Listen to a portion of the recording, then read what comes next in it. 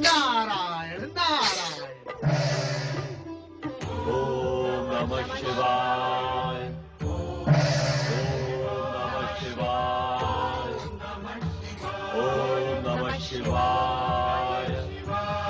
ओम नमः शिवाय। ओम नमः शिवाय। ओम नमः शिवाय।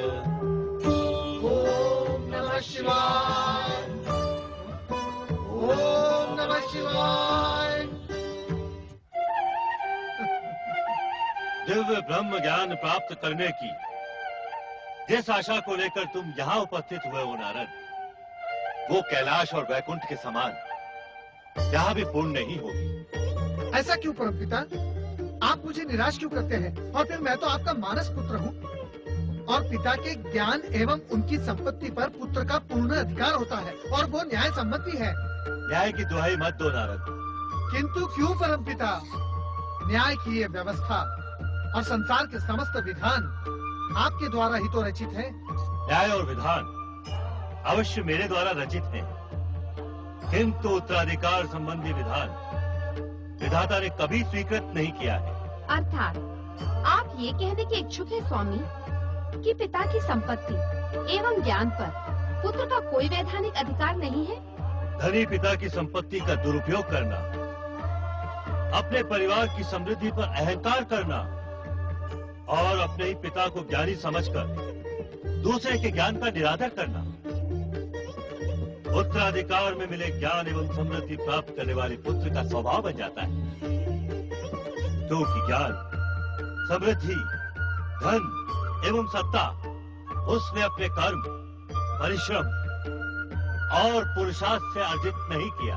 अधिकार का उल्लेख और न्याय व्यवस्था की दुहाई देने के लिए कृपया आप मुझे क्षमा करें परमपिता, किंतु दिव्य ब्रह्मज्ञान प्राप्त करने के लिए क्या मुझे निराश होना पड़ेगा?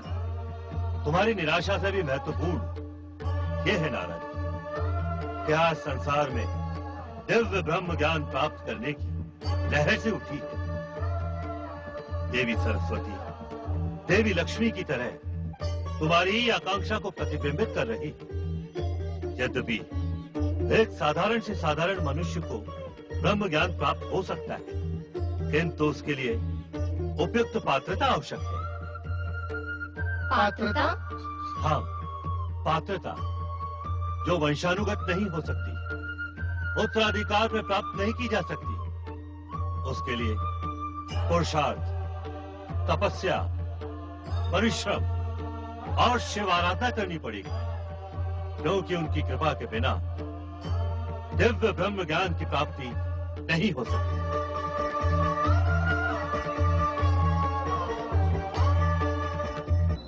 नारद, तुम्हें ब्रह्मज्ञान प्राप्त करने की इतनी ही लगन है तो तुम्हें काशी जाकर भगवान भोलेनाथ को कठोर तपस्या करके प्रसन्न करना होगा।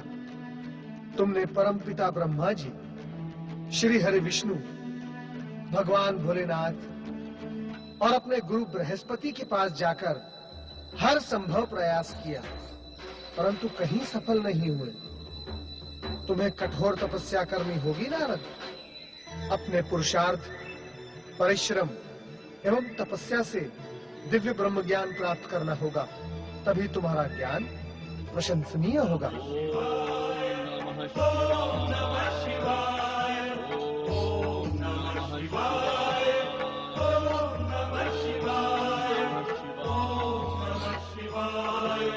नारायण नारायण, इतनी गहन रात्रि में ये कौन युवक इतनी कठोर तपस्या कर रहा है?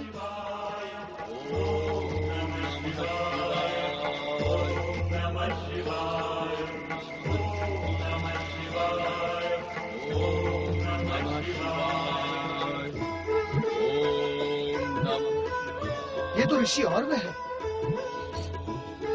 परंतु ये इतने क्रोधित क्यों है? सौम्य, क्या तुमने अपने गुरु के सुख चैन को छीन लेने का निर्णय कर लिया है?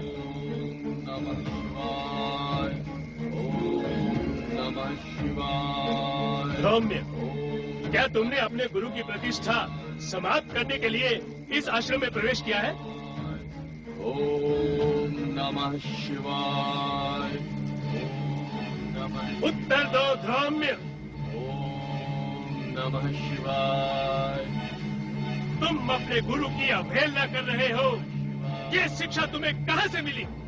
ओम नमः शिवाय। हमने तुमसे पहले भी कई बार कह दिया है कि दिव्य ब्रह्म ज्ञान तुम्हें इस आश्रम में प्राप्त नहीं होगा।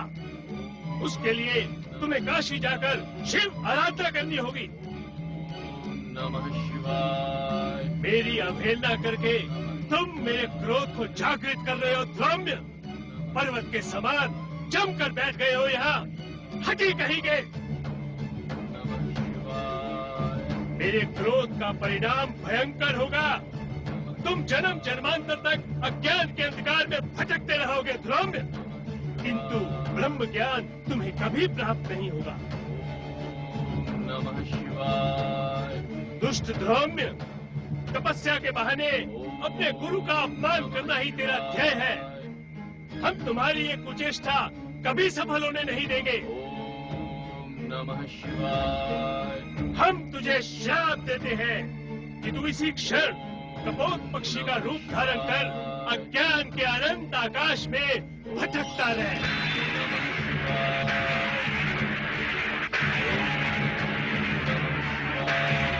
जा।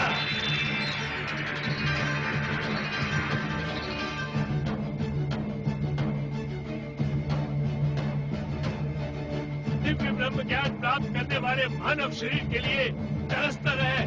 जा।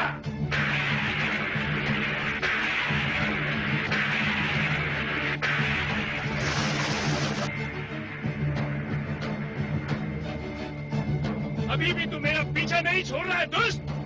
नारायण नारायण। देवऋषि नारद, अहो भाग्य जो आपने पधार कर इस आश्रम को पवित्र कर दिया। और ऋषि, आपकी तपस्या एवं शिव भक्ति की मैंने बहुत कीर्ति सुनी थी, परंतु आपका आचरण देखकर मुझे अपार दुख हुआ है। भगवान भोलेनाथ की आराधना करने वाले अपने ही शिष्य को आपने ऐसा कठोर श्राप दिया। देवऋषि, ऋषिवर, ये आपने क्या किया? मुझे क्षमा कर दे ऋषिवर। क्रोध ने मेरी बुद्धि को भ्रष्ट कर दिया। परम ज्ञानी होने के पश्चात भी क्या आपको ये ज्ञात नहीं ऋषिवर कि क्रोध किसी दूसरे का नहीं, क्रोध करने वाले का ही नाश करता है। मेरी बुद्धि का नाश हो गया देवऋषि। अब मैं शिव आराधना कर अपने पाप का प्रायश्चित करूंगा। नारायण नारायण। क्या जानबूझकर पाप करने वाले का अपराध इस प्रकार प्रायश्चित करने से समाप्त हो सकता है ऋषिवर? तो फिर मैं क्या करूं देवऋषि? मेरा श्राप कभी असत्य नहीं होता। ऋषिवर, मुख से निकला शब्द और धनुष से निकला बाण कभी लौटकर नहीं आते। कोई मार्ग तो होगा ऋषिवर, कृपया मेरी सहायता कीजिए। नारायण नारायण। अब आपकी सहायता इस संसार में भगवान भोलेनाथ के अतिरिक्त अन्य कोई नहीं कर सकता। ओम नमः शिवाय। हे भोलेनाथ, मुझे क्षमा करना भोलेनाथ, मुझे क्षमा करना। नमः शिवाय। ओम नमः शिवाय। ओम नमः शिवाय। ओम नमः शिवाय। ओम नमः शिवाय। ओम नमः शिवाय। ओम नमः शिवाय। ओम नमः शिवाय। ओम नमः शिवाय। माता पार्वती कहीं दिखाई नहीं दे रही है, न जाने कहाँ है। नमः शिवाय। ओम नमः शिवाय। ओम नमः शिवाय। ओम नमः शिवाय। ओम नमः शिवाय। ओम नमः शिवाय। माता, माता, मैं आपके श्री चरणों में कुछ निवेदन करने का इच्छुक हूँ। कृपा करके आंखें खोले माता। ओम नमः शिवाय।